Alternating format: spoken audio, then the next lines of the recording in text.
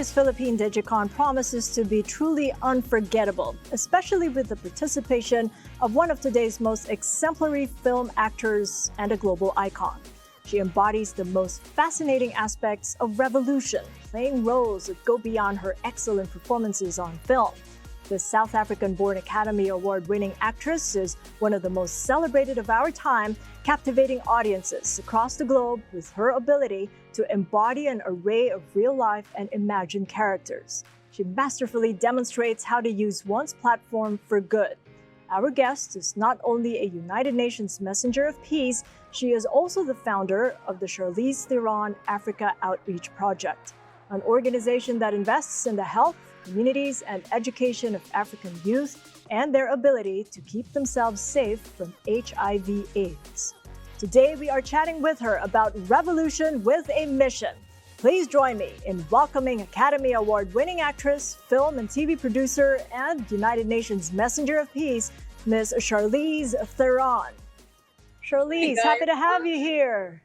Thank you so much for having me. Yeah, and at a time that everyone's just looking for inspiration, purpose, and personal revolutions in this pandemic. So how are you carrying on? I think we are all just keeping our heads above water and figuring it out. It's been quite an evolution in the last, gosh, now it's almost 2 years. I can't believe that. But, you know, we are looking at life differently and we're making it work. And look, here we are. At least we get to talk to each other and the conversation continues. And so that's all good. And I'm glad that you mentioned evolution. And yeah, it's been over 2 years since you were last home in South Africa, right? I mean, that's the longest you've ever been away because of the COVID restrictions. But what do you miss the most? I miss the people. You know, I think that like all things in life, we don't necessarily always understand the value of that in-person experience that we get until we lost it the way we did in the last 2 years. And I think a huge part of what I've been longing for is to be able to be in person with a lot of the students and young people that we work with in South Africa. And not having access to that in the last 2 years have definitely, for me, been the thing that I've missed the most. To just be able to sit in a room and hug while sharing stories. And, you know, of course, I also miss the food because we have excellent food. Which one do you miss? Well, we have a South African snack that's called biltong, and it's basically cured dried meat, and it's kind of a South African staple. And so there are some butchers here in California who make it, but it's never quite as good as what you get in South Africa. For sure. And you spoke about access to people, access to vaccines has really been a key issue. I mean, what's going on in South Africa mirrors some of the most fragile places. And I don't have to look very far because it includes the Philippines, where I'm from. And it's a fight that you've taken to the global stage to end COVID. So how are you gauging global efforts at achieving herd immunity? I think for us at CTOP, we have really longstanding and trusting relationships with our partners on the ground, partners in South Africa. And so we really try to stay in communication and to really understand that, you know, we have to be able to hear what they say to us and to really understand how we can kind of meet them and find the resources that they need in order to do the great work that they're already doing. And so I think having that open communication for us is really important. And so we look for information on all fronts. Things are constantly changing, like you just said. There's a constant evolution in life. And I think this work is very much constantly changing. And so you have to be able to kind of bend and change. And when the first lockdown kind of globally happened and we were hearing from our partners in South Africa, it became very clear that it was going to be a dire situation. And so I think for us, it's important to not only talk about equity and equality for young people and for marginalized groups, but to also understand that now looking at where we are in this present day with COVID, we have to really have a true conversation about accessibility for the whole global community. And South Africa, as you just said, with the Philippines and many other countries, are not necessarily up to par with what's happening in other places in the part. And so the conversation, I think, has to continue because it will be marginalized groups who will be hurt the most. Yeah, that conversation continues in a broader sense when you come to think of the uptick in the gender-based violence during the COVID-19 lockdowns. And you've carried on a campaign alongside that. Yes, we did. We started a campaign called Together for Her. And it really was just an attempt to start a conversation and to also really ask women, very powerful women, not only in my industry, but on a global front, to really lead an effort where we could really be the message, and that the message was that this was really happening, that globally gender-based violence was at an all-time high. In countries like South Africa, we knew that we were looking at something that was going to get completely out of control because of a lack of resources. And then obviously also what was life-saving for a lot of people really meant that they had to stay locked down in an environment with an abuser. We know that domestic violence went up by a huge percentage, and we were looking at more than 30 million more cases.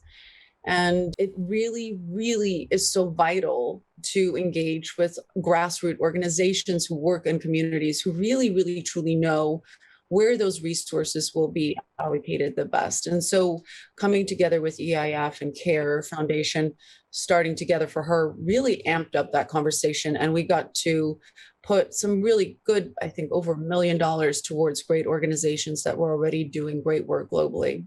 So given that there's a rise in gender-based violence, as well as the problem we face with the access to vaccines, do you think COVID has set back the goal to end AIDS by 2030? For sure. And, I'm not an expert. I really look to my friends at the Global Fund for their statistics and what they're going to come up number-wise as to what that actually really means.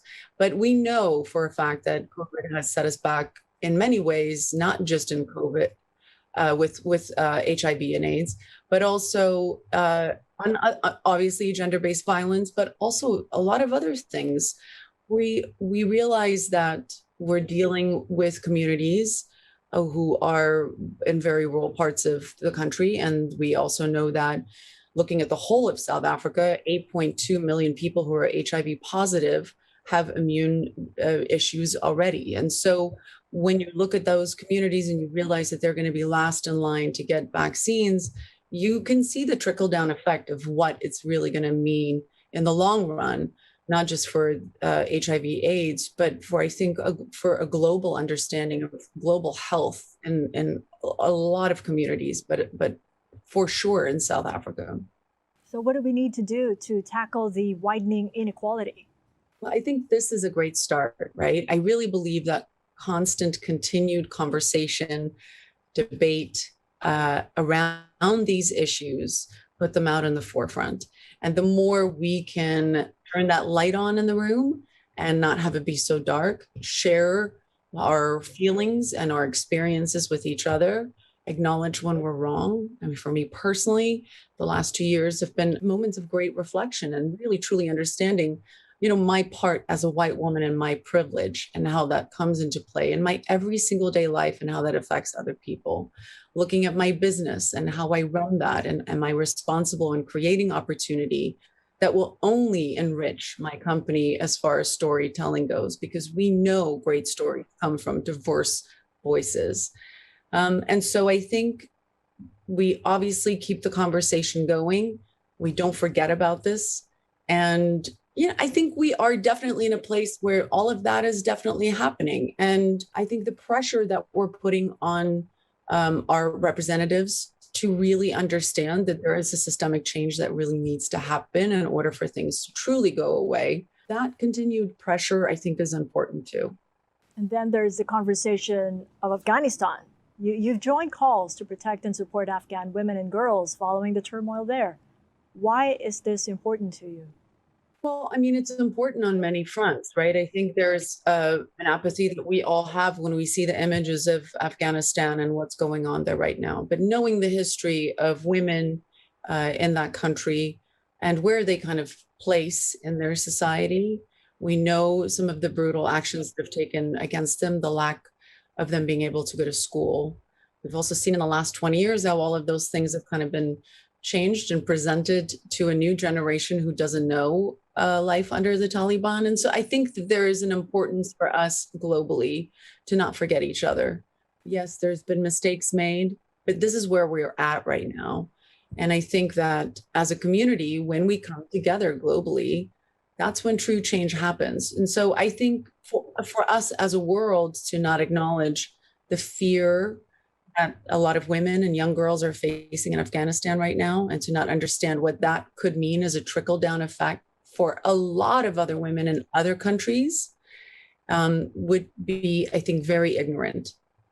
And we've seen that spark in the Me Too movement. I mean, ultimately, you've urged women to support each other in the way that the Me Too movement encouraged women to speak up.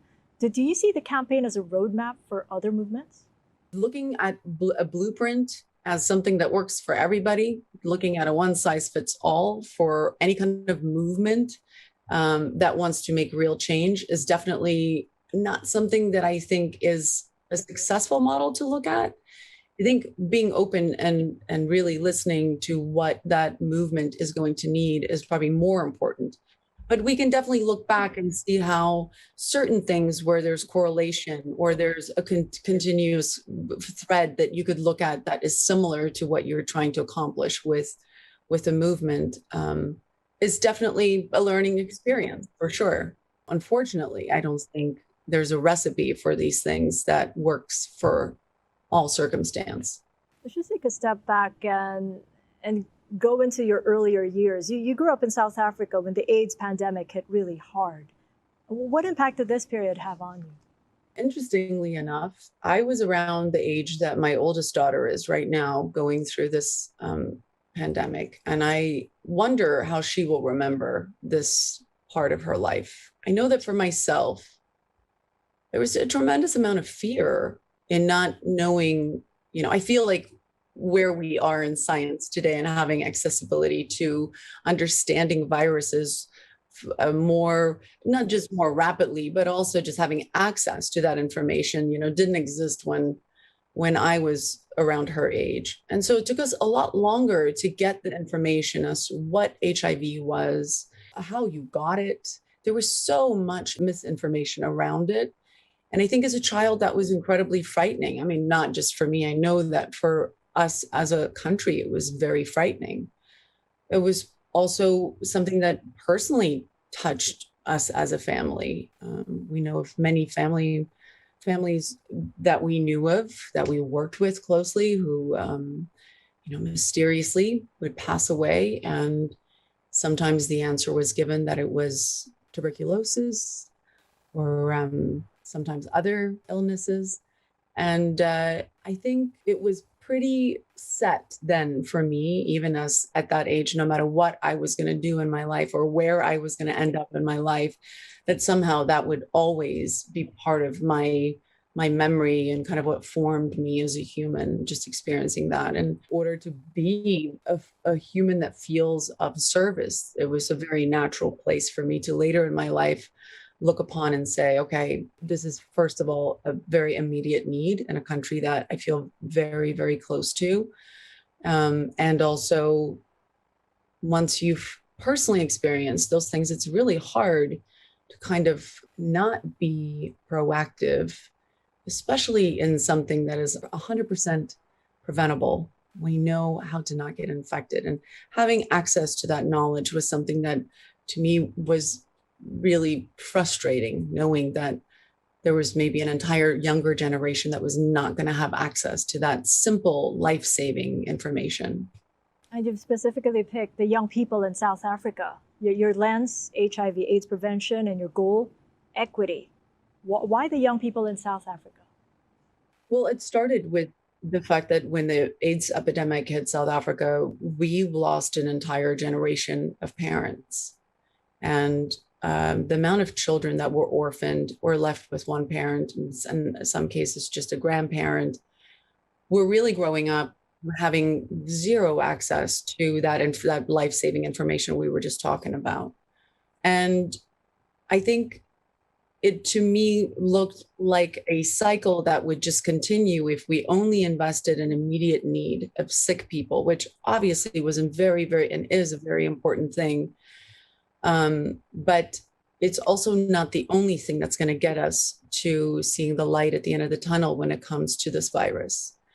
And there was just a real gap in funding in supporting organizations that were working in the trenches with communities that are being hit so incredibly hard. And we knew by the time that we launched CTOP in 2007 from information that we got from the UN and from other organizations that women and young girls were really 8 times more likely to become HIV positive.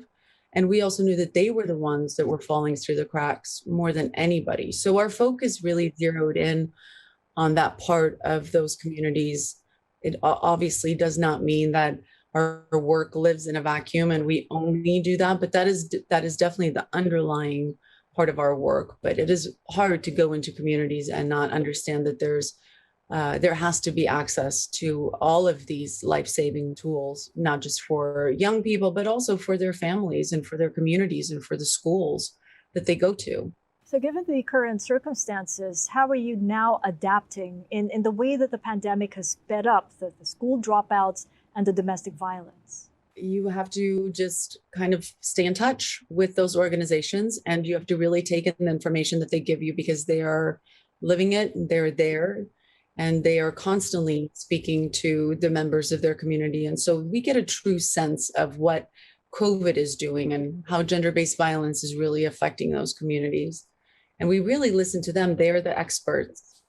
They're the ones that have all the answers. And really, we are the fortunate ones who get to bring access to resources and maybe connect some of our organizations with other organizations. Or sometimes it is on a bigger global stance of understanding that we have access to relationships with bigger organizations that can maybe come in and help with certain things. But we definitely had to realize that we needed access to vaccines as fast as possible. And that's obviously an ongoing issue in South Africa. But understanding where those communities are and where those people are through our trusted relationship with our organizations, that's our life force. That's our rescue rope, right? That's how we know where we have to really zero in. That's very true. Allowing you to make that pivot. And I understand that all it took for CTAOP to get started back then was just a mobile health unit and a mobile computer lab. So basically it was technology enabling advocacy on that community grassroots level. Yeah, so in 2007, we co-partnered in launching, I think it was 3 mobile clinics.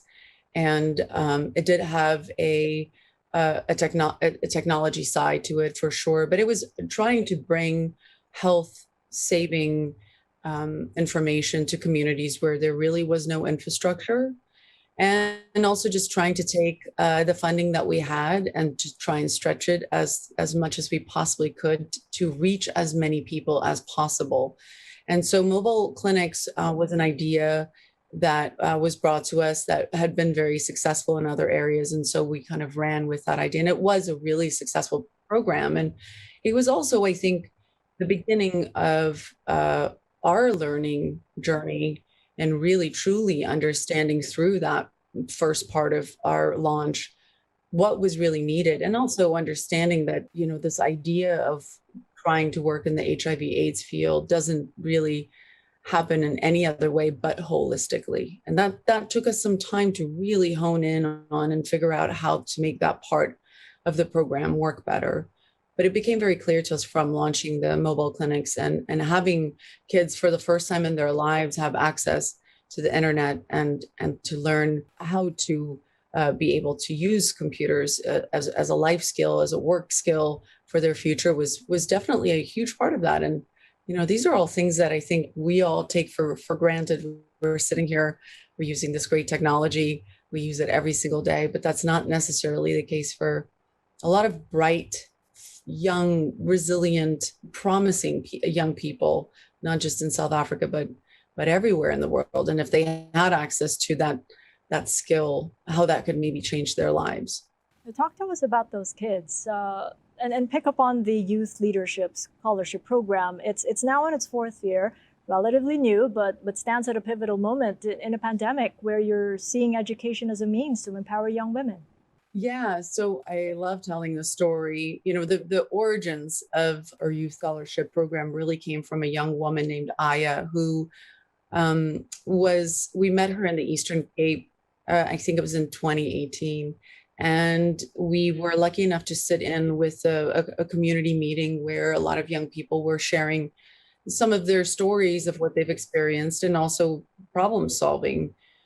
So in trying to problem solve, there was a moment where the conversation really kind of turned to like, you know, asking for outside help. And this young woman, Aya, stood up and in the most determined voice said, I don't want change next year. I'm not waiting for change next month and not tomorrow. I am waking up tomorrow and I'm making change happen for myself and for my community. And there was a commitment and a passion to the way she delivered those words that had us all pretty emotional. We got in the van and drove back to where we were staying, which was maybe a 4-hour ride. And we all started talking about how empowering that moment was. And then we all started thinking, what would happen to somebody like Aya if she was extended a larger education? And the birth of our Youth Leader Scholarship Program really kind of came from that 2018 trip. And the belief in it still is that we can look to our community organizations to really help us find those students who have the hunger and the passion to want to continue their education and have the freedom to choose whatever field that is. And we allow them to have those scholarships wherever they want to go, wherever they can get in. And that's been a really exciting part for us because it really is for us investing in the understanding that when young girls and young boys get that further education, we know that no matter where they go in the world, a lot of what that experiences will come back into their communities. Have you been in touch with Aya since? Yes. I talked to her about a month ago, and we stay in touch with all of our cohorts. And given the last 2 years, I'm very grateful for the access that we've had to this technology to be able to Zoom with a lot of our cohorts and to check in with them and to really truly understand the challenges that they're facing right now. Given just the circumstance of where they come from and the challenges that they have faced already, looking at over a year lockdown for them has been a real challenge in mental health. And so the conversation has really kind of been broadened to include that very extensively in the last year, really understanding that young people are really mentally suffering from this lockdown and from the pressures of trying to keep their grades up and to be able to make their exams go down well, but also not having access to the things that I think we all need to be mentally healthy.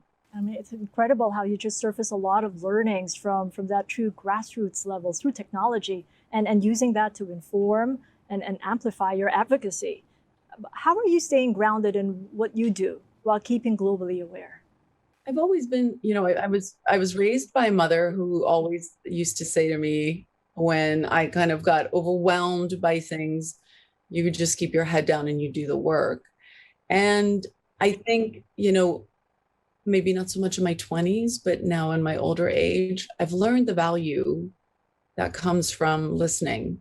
And so I think that there is an importance to connect on a very personal level for me with organizations like the organizations that we support who work in the trenches. And then there is the understanding for me that I have been very fortunate to have had the luxury of being able to have a stage where I can maybe talk about these things to try and better some of them or to proactively move towards something that could make it better.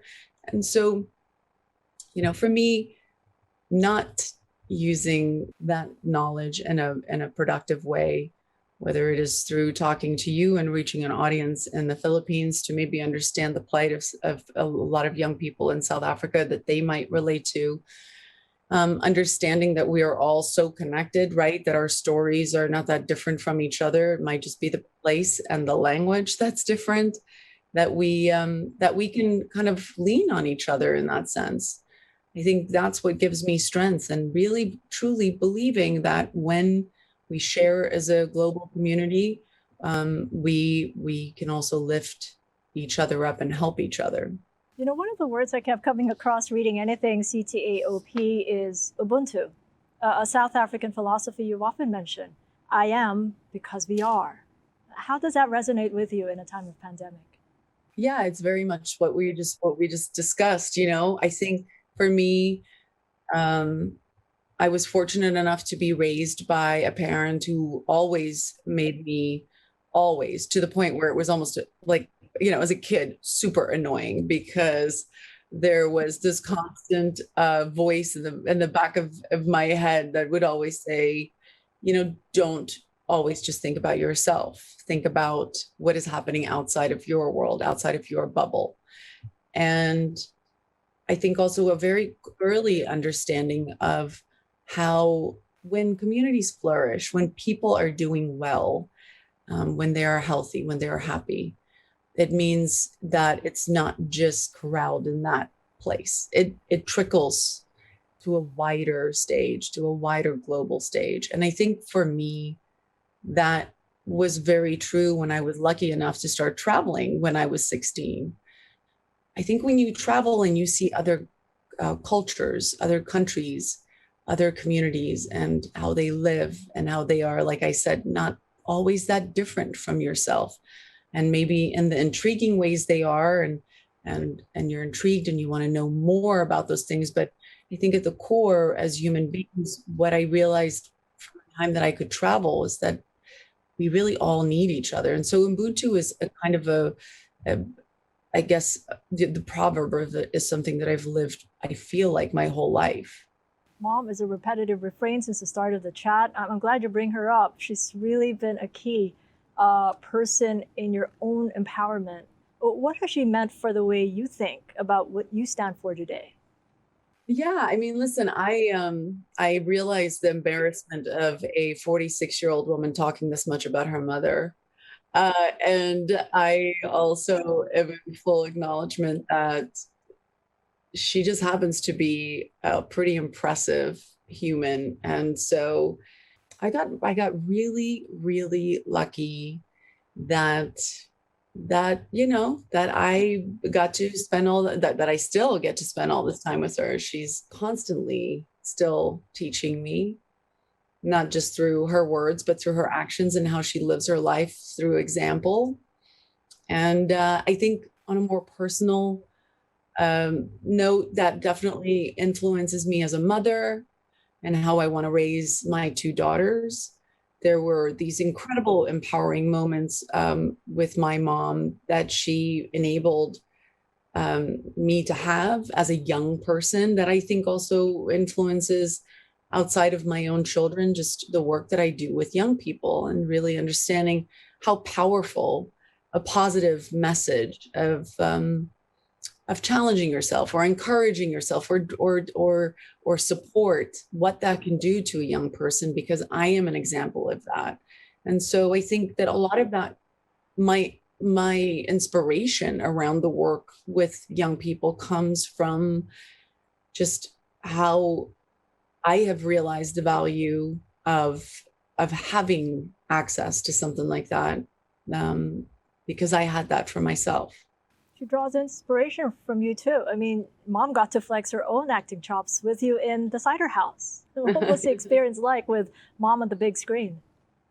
Oh, she's a scene stealer for sure. That movie was a while back, but I strangely just found some Polaroids from that night when she was in hair and makeup, and this was back in the day when we didn't have cell phones. And so we always had a Polaroid camera around. And I found some of the Polaroids, and I think it was on Mother's Day, I posted some of those photos. And so it kind of like sparked for both of us. We were like, oh my gosh, like it's been so long. But she, of course, very quickly reminded me that the director kept asking her to leave the frame faster because she was stealing the moment. She was so good that nobody would look at me. And so we have a true disagreement about whether that was because she was so great or her face was just filling too much of the frame. I'm sure she enjoyed the moment. Mom aside, I mean, women have also shaped your career in Hollywood, such as the late J.J. Harris, your agent, whom you've described as the biggest mentor of your life, and Patty Jenkins, who wrote and directed Monster, in which you'd won an Academy Award for. What impact did they have in the decisions you've made as an actor? Yes, so J.J. Harris started as my agent and then eventually just became my manager. And she was really, when I met her, I was, I think, 18 or 19. I had a very heavy South African accent. My English wasn't very good. I had never acted before. I had no credentials whatsoever. And I basically got very fortunate that somebody organized a meeting who knew her, organized a meeting for us. And so when we met, she had absolutely no reason to believe that I had any capability of being an actor, but she connected with something, and she saw something in me that I don't think anybody, including myself, even saw then. And she really was the first person, not just woman, but she was the first person in my career who said, don't settle for less, know what you want and go for that. And by that, I mean, she never, ever told me to just take jobs because they were jobs. She was always very kind of brave in her encouragement to say, wait for the right thing. And that's a scary thing for a young actor when you start out. There's a part of you that feels like you just should take every job because you should be so lucky to get work. And then there's another part of you that also feels, especially I think for a lot of women, that you don't want to get typecast into this like one idea of what you are.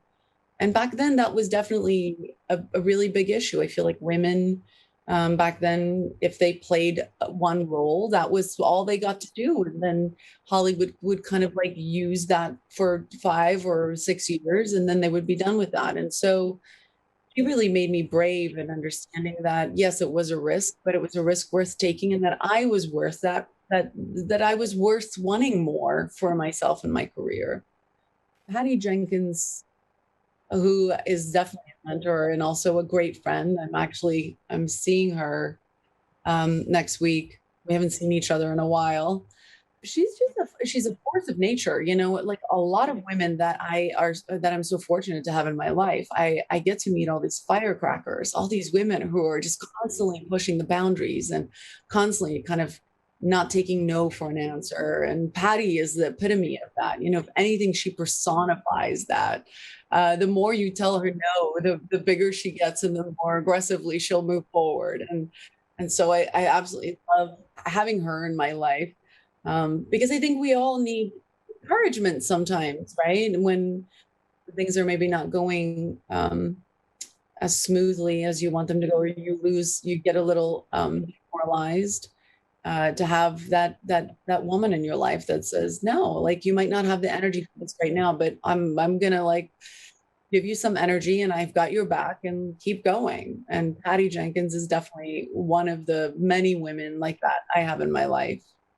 And that courage, that bravery got you setting up Denver and Delilah Productions in 2003, where you championed those complex women characters such as in Atomic Blonde, Monster, Tully, Bombshell, just to name a few. What role do women play, do you think, in bringing forth these universal, diverse stories? Well, I think more importantly, probably it would be for us to look at how there has been a lack of women telling those stories, right? And I think that's what has really been realized in the last couple of years. And also, I think much more celebrated and encouraged, and kind of space is created, I think, more now. And we obviously will need way more of it. But I think that there's a real movement with a lot of companies in my business who really understand the value that, like I said earlier, diverse voices bring to storytelling. And a huge part of that has been a lack of female voices being represented. And therefore, we haven't really had that much exploration as far as female character, right? Not just people getting hired behind the camera, but what does the storytelling look like in the last 100, like even for just in writing or in paintings, like where have we really gotten our source of female stories? They've always kind of come from men. And in many cases, in parts of the world, women's voices have not necessarily been at that forefront. So I think it's a very important thing, and it's being finally recognized. And I think there's an incredible amount of pressure and understanding that it's the right thing to do, and that we're only going to win it. We're going to get great stories, and the business side of it makes an enormous amount of sense too when we look at female-led characters and what they do at the box office. I think Old Guard, a film that I just did with Netflix that came out during the COVID lockdown, was a great example of that too, with me and Kiki Lane in it, two women. And it was one of the most watched movies that they've ever had on Netflix. So the conversation around, women not being bankable, or that there's not an interest in female stories, is really one that we've, I think, put to sleep. And one that you've put to a new phase here, getting started as an entrepreneur. I mean, what were the struggles and challenges like that you had to overcome setting up your own production company? The biggest one is probably just, the one that I put on myself, which was that it was a new job, right? And I had to really, speaking of technology, when I started my company, there was no internet. So I remember vividly sitting with a book, the Producers for Dummies, like it was like a handbook on like learning how to produce. Of course, I was lucky enough to have some producer mentors that I got to work with early in my career who really took me under their wing and realized that I had an interest in it. And so that was very helpful to have access to people that I could call when I didn't know something. But yeah, you start out in anything, right? There's a good solid period where you kind of have to prove your muscle and what you can actually do, what your capability is. And that's always a tough period. And your business really kind of relies on that. So that's when I always, again, remember my mom's words, put your head down and do the work. And there was a good many years, I would say over a decade, where that work had to continue for us to get to the place where we are, producing big world movies with huge budgets and continue to tell smaller, more intimate stories that we feel are necessary to be told, and to also venture out in a lot of television. Are you aware where you want to be in your venture? For right now, yes. I think we're kind of past our capacity. It's, we're still very much a boutique business, and we personally develop every single thing that goes through the company. And so we've definitely grown in the last couple of years. And I think we're in a good place right now. And we've also set ourselves up in a really good place as far as development goes, coming into, hopefully, if we can get vaccines out there and get people safe and have this virus not make any more variants, get out and actually shoot some productions. So our development part of it is in a really, really good place. And now we just have to be able to actually go on location and make all of these incredible stories that we want to make. Including a sequel to Old Guard, which everyone is looking forward to. That's so sweet. Yeah, it's really nice how people have responded to that film. And, we've been talking about a lot of the harder stuff that's definitely, we've had to kind of face in the last year and a half, but there's always the ability to look at the glass half full instead of half empty. And the old guard was definitely a part of the glass being half full. It was really nice to have that movie come out at the time that it did. I think it was something that was really needed and people really responded to it in a way that made for the story to feel much bigger than I think it would have been if we weren't going through what we were going through. So I can look at that silver lining for sure. The other part of that gender discussion is the men. I mean, you'd be the last to undermine the support of men as you advocate women empowerment because directors such as Tom Hanks, Robert Redford, Woody Allen have been very supportive of your career as well. How do you see support from both genders as being part of the solution in the fight for equality and empowerment? I just truly believe that these issues will never go away until we can get all of us engaged into it. I think it's we're mistaken if we think that this is something that we can just kind of split into a gender problem or a gender focus. I think that there's clear evidence that when you work with men who understand the value of women, the job becomes much easier. And I also think that we need each other. We really need each other. And I don't think that we should misunderstand that the lack of opportunities that we don't have for women in storytelling versus saying that we don't want men to tell stories or that men can't tell female stories. I don't think that's really necessarily the argument. It is really an understanding that when you look at 4% of female directors working in the last decade, that's a number that we have to change. But I still really love and value working with great directors like Tom Hanks and Jason Reitman, who I think I've done some of my best work, and also very female-centered work. Obviously, we had a female writer on both those projects, Diablo Cody, but I would remiss if I didn't acknowledge the contributions that men have brought to a lot of the female stories that I've told. George Miller, who made Fury Road, Mad Max Fury Road. Furiosa was a character that I think a lot of people responded to in a sense because there was something revelatory about her that felt like a female story that wasn't told before. And that came from his voice and from his creative heart. So there's this old saying, you don't throw the baby out with the bathwater. So we don't want to do that. But what I love about all of the men that you mentioned, maybe I don't know about Woody Allen so much these days, but I really do believe that a lot of the men who I value in my working relationship and also in my life, this is not something that you need to explain to them. And they very, very much understand the mission that we all have to be on. And they're actively moving in that direction. I've had male directors say to me, you know what? This is not my story to tell. And I think that's such a beautiful way to start communicating what we take on, where our responsibility lies, and making room and space for the right people to tell those stories.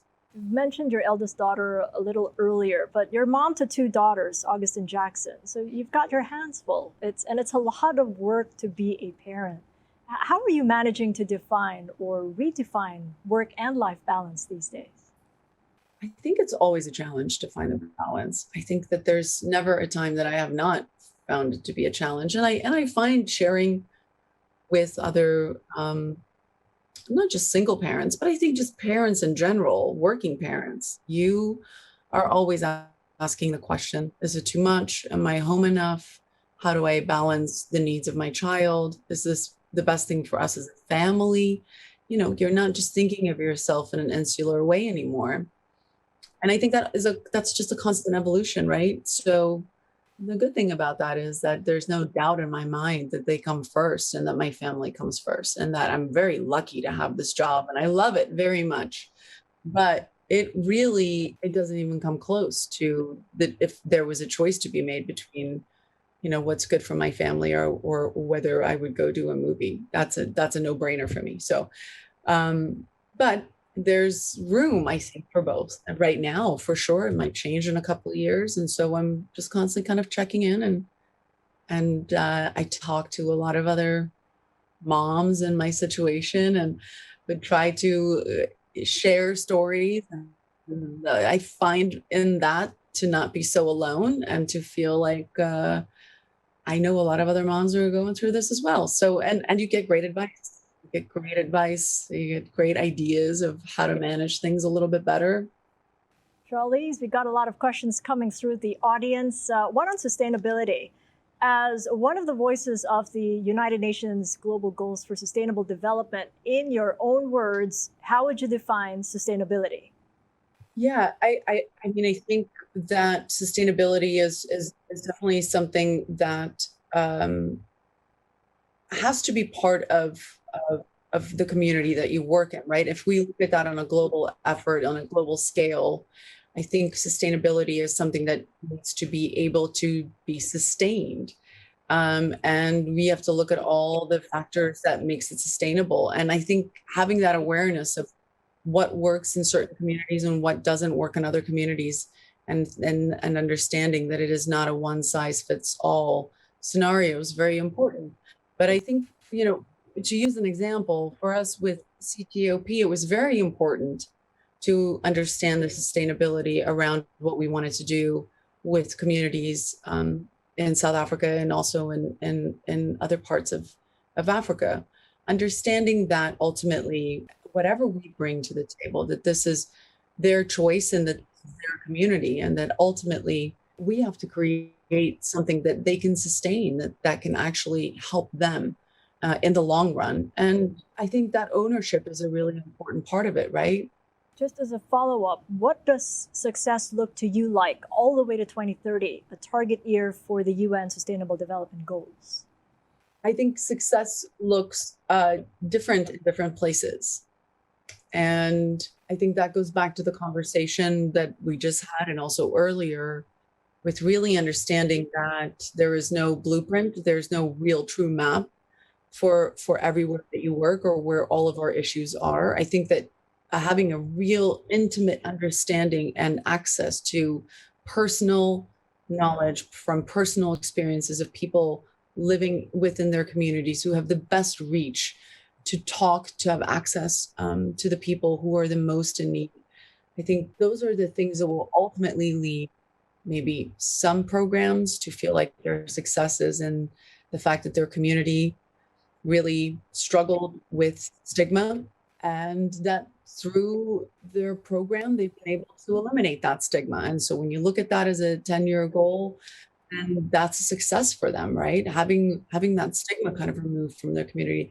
And it could be something completely different for another community that might be facing completely different issues that's not stigma related. And so I think I look to all of our partners that we get to work with, and hearing them share their stories of success makes me realize that it is so personal. It is so specific to the needs of that community that they work with. The next question is how will we see Charlize Theron evolve as a storyteller? Oh, wow. I would love to know myself. I get this question asked a lot. Not this question, but a question like this. What is in the future, what is your dream role? And the interesting thing about where my career has gone and where I think it's going to go is just the surprise element, that not knowing. And so I try to live my life as authentic as possible and to just live in my own truth and to be inspired by the things that I really truly feel inspired by, and to get upset about the things that I just truly feel upset about, and to learn as much as I can. And I think my storytelling kind of is the same. I think, I'm intrigued by things that I don't know enough about, or things that might be scary, and just wanting to know more. And maybe for me as a storyteller, that's always been an aspect of safety, not hiding from it, not running away from it. So maybe there will be a continuation in that. I know for some people, having kids really changed them as storytellers, but that hasn't necessarily happened for me. I mean, I want to be in more kids' movies because I want my kids to be able to like, watch some of them. Because the truth of the matter is, they're not going to see a lot of my movies until they're 52. So maybe some more kids' movies in the future. Speaking of that, is a sequel to The Old Guard happening anytime soon? We are actively in pre-production, and that's yeah. We've just started our pre-production part of it. And here's another question: what can we expect from Cypher in F9, the first female villain who shook the foundation of what Fast and Furious is all about? Yeah. Oh my gosh. She is crazy. So I don't know. I think we're going to be really surprised, me included, by the way. I have not seen anything, so I'm not being I'm not being secretive at all. I really don't know where they want to go with it. I know they want to shoot next year, and so I'm sure at some point soon we'll start talking about the creatives. But the great thing about her is she's so insane. We can go anywhere with her, right? That's the good thing She about is that indeed. character. She's very interesting. As an actor, do you actively look for roles that champion empowered women, like your work in Atomic Blonde and Bombshell, or other films that feature other advocacies you push for? You know, the truth of that matter is that I don't necessarily have to look so far. There's so many great stories out there that really echo everything that you just said. And I think for me, it becomes more of a, well, this is great. Why wouldn't I want my company, or why wouldn't I want to do this? Right. So we have access to a lot of great stuff out there. It really is just we've been limited in having enough of a platform to actually showcase it. And I think streaming has been a game changer on that front. Having just the capability of places like Netflix or Amazon or all of these great streamers that we have now. And on top of that, our theater showings. There's just an there's room for more movies, more stories, and we get to hear stories that we've never heard from before. And I think that that's what's changed. There's so many great stories out there, and I find people have been really energized by movements like Me Too or Black Lives Matter, and really I'll say the people that I'm working with creatively have this real hunger to want to go and explore more of these stories, narratives with women. Here's the next question. Of all the movie characters you played in Hollywood, which one can you relate to the most and why? I mean, I really relate to all of them. On a human level, right? I don't know. I mean, I made a movie a couple of years back where I played. It was a western. It was a comedy western that I did with Seth MacFarlane, and I got to play this character who was just kind of like, I don't know, like there was something about her name was Anna, and I think she was probably the easiest character that I just kind of I realized like, oh, the more I just kind of lean into who I naturally am. Of course, it was a Western and it was set in a different time frame, and like all of that stuff came into play. But she found herself in circumstances, and how she kind of responded reminded me a lot of kind of like how I guess I would respond and things. But then there's also a lot of like things that we don't have in common. I don't know. It's a strange one to ever think of like any character that I've played that it felt like that close to me. I think that would almost make me a little uncomfortable if it was too much like me. Next question is: of all the multiple acting awards you've received, which one do you find most memorable or most significant for you and why? They're all listen, every time somebody gives me an award, I'm always waiting for somebody to say, we've made a mistake. So Well, they certainly haven't. that's so sweet.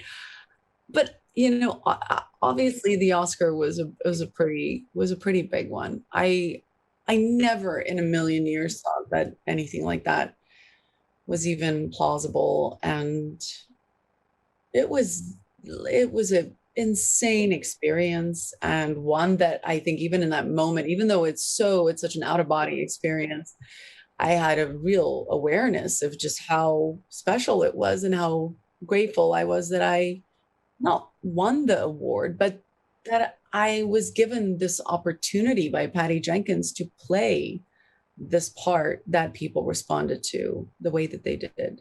And I think that was the thing that hit me. That was, I think, what the Oscar represented to me. A great opportunity. I think there are so many amazing actors out there. The majority of them probably more talented than me. But I was given an opportunity. The role of Eileen Wuornos was just one of those roles that come around every once in a while, and I got lucky that I got that shot. Just one other question before we wrap. What advice do you have for women aiming for leadership positions? Be resilient.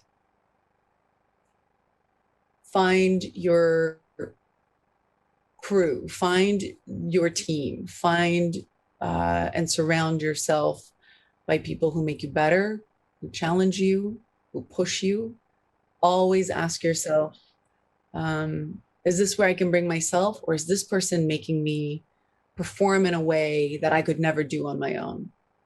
And I think understanding the value of leadership, it's not something that happens in a vacuum. It doesn't happen with one person. It really happens with your village. It happens with constantly being hungry for that voice out there that might be of a different generation than yours, or of a different circumstance than yours, or a different socioeconomic. Surround yourself with people who are, yes, like-minded, but also different, people that you can learn from. And never, ever be too proud to say that you were wrong. I find that, I've gotten better at that the older I've gotten. I don't know, something kind of happens when you get a little older and the walls don't seem, I don't know, you just don't seem so emotional anymore about things. And you can take a breath and actually acknowledge when you've been wrong, and find great power in that. I once I started doing that, I realized that that was actually a very powerful place to be in. And so I wish somebody told me when I was in my 20s that was an empowering thing. I think my whole 20s, I just pretended that I was never wrong, because it felt vulnerable, and it felt like that was where people could, I guess, hurt you or get to you. So I guess future leaders, there's no vulnerability in it, and it will actually just make you stronger, and will make you be able to reach a wider, you'll have a wider reach with people that you really want to have reach with. Thank you. Thank you for that beauty of the hindsight and foresight. You're really in a unique position of having the expertise as a storyteller, Charlize, to champion women and children, whether as parent, actor, or advocate, and the platform in which to amplify these very powerful messages. Thank you so much. It's been such a lovely opportunity speaking with you and catching up, Charlize. I am so grateful for this opportunity, and thank you for having me. And I just want to say thank you for your audience, for all the great questions. I love having these conversations. So I'm really grateful that you asked me to be a part of it. It was so nice to meet you personally, well, on Zoom, but nice to meet you. Thank you so much, Charlize. It's been such a pleasure speaking with you. Keep well. Thank you. And ladies and gentlemen, with that, we end with the first plenary session of Revolution, the Philippine Digital Convention 2021. We would like to thank our distinguished panel and the remarkable Charlize Theron for such a great start to this year's Philippine DigiCon. Thank you for your valuable comments, for sharing your thoughts. We have 2 more days of keeping that engagement and your participation up. Earlier, we mentioned that we have some exciting raffle prizes in store for you. So how do you get a chance to win? Simply answer the feedback form, which will be made available after this session. This is just the start of our convention, and day 1 is far from over. This afternoon, we have our not-to-be-missed tech leadership forums beginning at 1 p.m. Manila time. And then your first fellowship night awaits at 7 p.m. I'm your host, Kathy Yang, looking forward to a successful convention with all of you. Stay safe, and let's all be part of the revolution. See you all tomorrow.